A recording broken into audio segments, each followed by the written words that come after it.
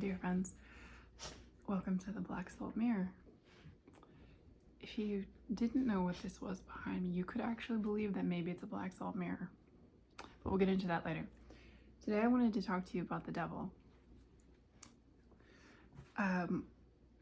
Normally when people talk about the tarot cards and the devil, they're referring to the Rider-Waite-Smith depiction, which is an actual devil-looking creature as we know it, with the pitchfork and the tail, and then Adam and Eve, who are naked and chained. However, there's a lot of associations people now have with that kind of imagery, which I don't think gets to the heart of what the devil card is. My favorite depiction is from Brit's Third Eye Tarot, which unfortunately I don't have right here to show me, but you can imagine it fairly easily when I describe it. It's a woman sitting in front of a mirror. And that's the aspect of the devil that I want to talk about today. Is the devil, let me back up to what the major arcana and the tarot are.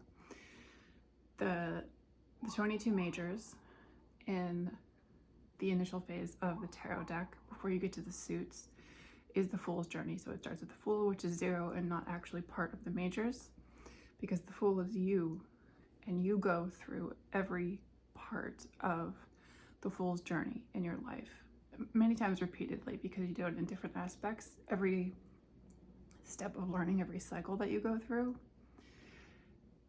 you go through the Fool's journey.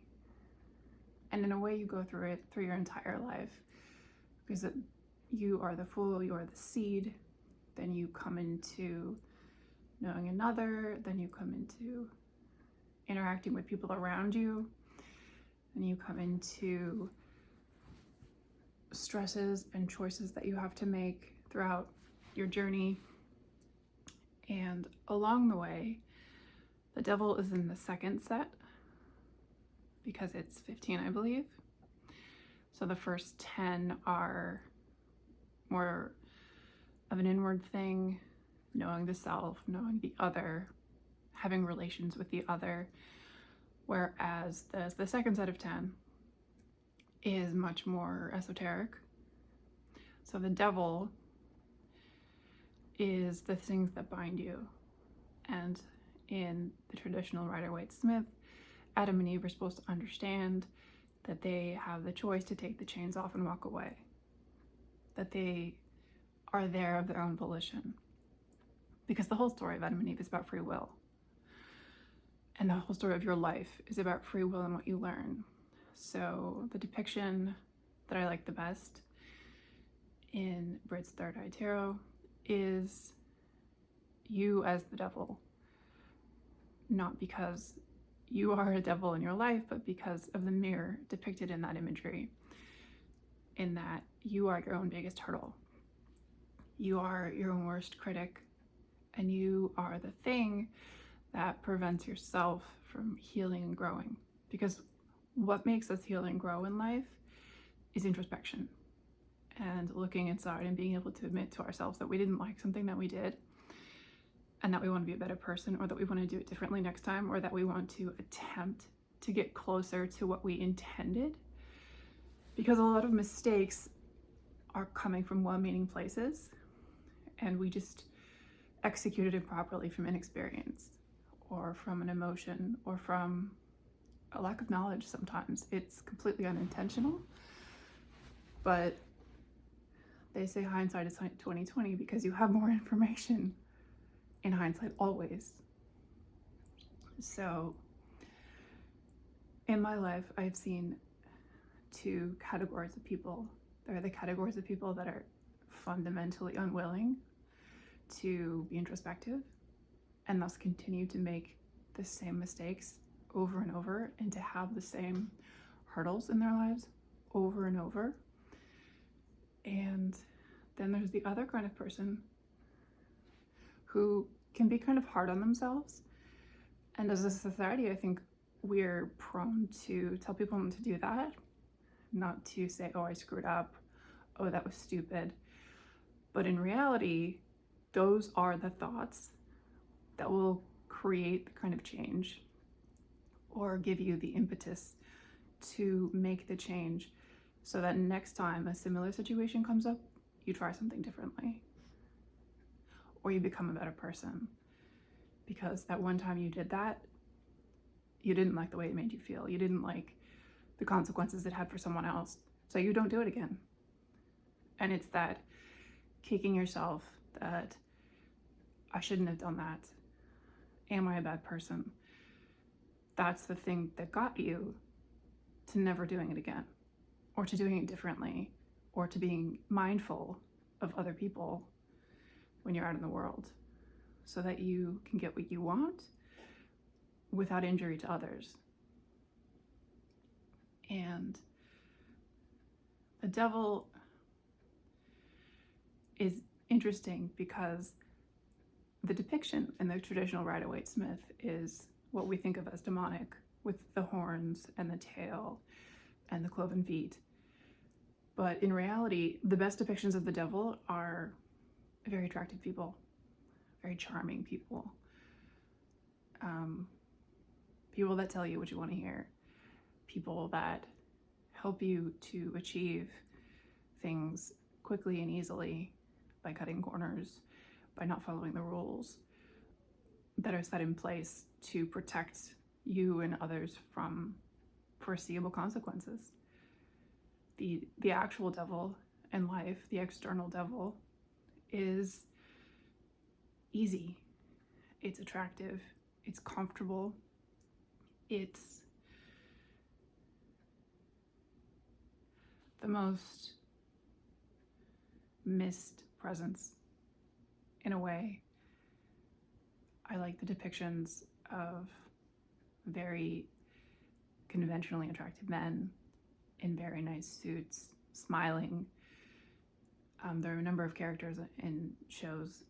My favorite kind of villain is the charming villain, the one that you really like them, that you'd love to have dinner with them and just pick their brain, to hear their stories, to go places with them.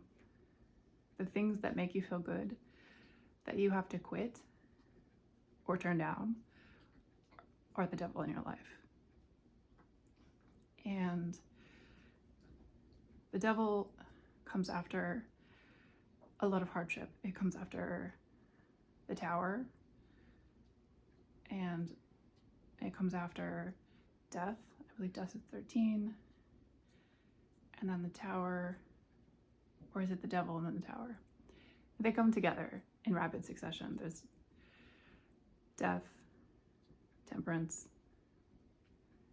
I think the devil, and then the tower.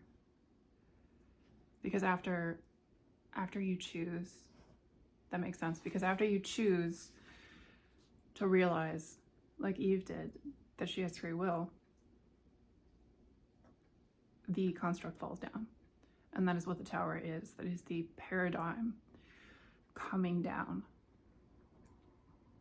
And then from there, you do not rebuild, because you move on to the star and the moon and the sun and judgment, and you end up at the world.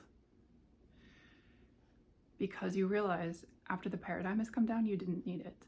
It's like the Matrix ending. Not in the movie where there's actually a world, but like if the Matrix just poofed and you actually had a world to live in without it. It's funny, whenever I talk about the tarot on here, I always have to think really hard. When I'm not on camera, I know exactly what order the cards are in. And I think that's part of the message, is the reflection that it takes. I should not speak too confidently about these things, because making the right choices always involves introspection and conscious thought and action. And if I just come in here and I spout off too much and I sound too well versed in a way, then I'm not sending the right message. And I believe that that's why it's always a bit cloudy for me when I'm trying to explain something that I actually know quite well. And that's also a lesson for me in humility.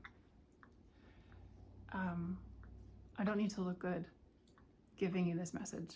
The message is what's for you. The delivery is just me. And that's part of the devil as well.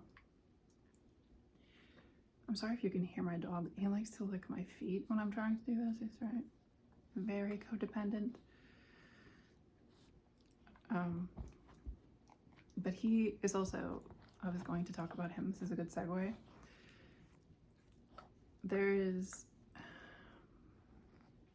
a hurdle that we put before ourselves where we doubt and we think things like, I'm not good enough, I'm not worthy. And that's also the devil. So I film in the middle of the night for these tarot videos because I live with people who are around during the day who I don't want to disturb. But anytime I get ready to do anything or go anywhere, even if it's just to put on makeup and come into the living room and set up a little tarot studio, my dog is immediately aware of it, and he follows me around and he includes himself. You're touching the table. Thank you. And he whines at me to let me know that he's coming wherever I'm going. He knows I'm going, so he has no idea where I'm going, but he's coming and he's going to include himself. And he never, ever second guesses if he should come or not, or if I want him to come or not. He just, in the nature of dogs, says, I'm coming. If you're going somewhere, I'm coming. Don't forget me, I'm right here. I'm whining at your feet. Don't leave without me. Take me with you. And in a way, that's what we should be doing for ourselves. Not in an arrogant fashion or an entitled fashion, but a doubtless fashion. I don't know where you're going, but I'm coming. I want to do that thing. I want to be there. It's a form of manifesting, right? I've been making vision boards lately. I make 5,000 of them on Pinterest because I'm a maximalist, but you should also consider making a vision board, whether it be with magazine cutouts and not specifically in the way that people do for a year, but for this path. We are on a track right now. The collective has shifted, and there's a segment that we're going to go through here that you are recommended to make a vision board for. Where do you want this new energy to take you? Where do you want these planetary transits to end you up? What is your position in this collective that is here at this time for a very specific purpose? And don't doubt yourself. I want to be there. I'm going with you. I'm coming here. I am part of this. Include yourself, because you're likely not going to have anyone show up and say, hey, be part of our cool clique. Hey, be part of our collective. You'll just know that it's you, and include yourself, because we are all here together to do this. Even if we never meet, you are part of this collective. So include yourself, and don't second guess for a second that you shouldn't, because if you want to be included, you are part of the collective. That's how that works. The price of admission is acceptance that you're part of it and walking over the threshold. And there is very much a threshold.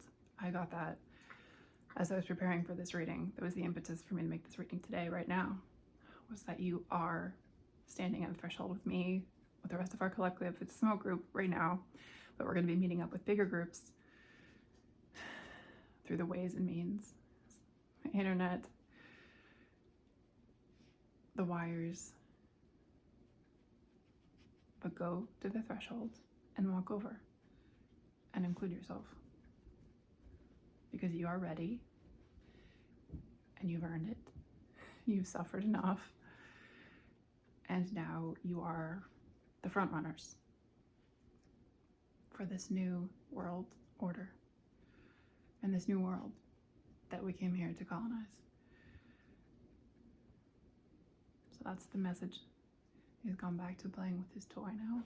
So the energy has passed. I wish you all well for now, for tonight, for the foreseeable future, and I will be back in safety and health. I'll see you next time.